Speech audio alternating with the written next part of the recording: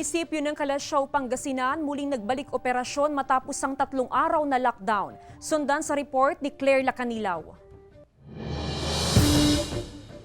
Matapos isa-ilalim sa 3-day lockdown, nagsimula nang tumanggap na ng mga kliyente ang lahat ng tanggapan sa Calasiao Municipal Hall ngayong araw. Isinailalim sa lockdown ang munisipyo matapos magpositibo sa COVID-19 ang isang barangay official. May mga ilan na nagpunta sa munisipyo para magproseso ng kanilang dokumento. Ikakasal kasi kami ganun.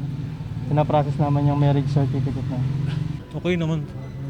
Dahil bumalik na yung lalo ngayon, yung daming tao para mandiretso na rin serbisyo. Nililimitahan pa rin ang galaw ng publiko sa munisipyo para sa pagpapatupad ng mas istriktong health and safety protocols. At hanggang sa labi lang maaaring pumunta ang mga kliyente para sa iba't ibang transaksyon. Lahat ng offices ngayon sa municipal building open naman na siya. Back to normal operation. Kasama si Henry Duminsil, Claire Lacanilaw, Balitang Amyanan.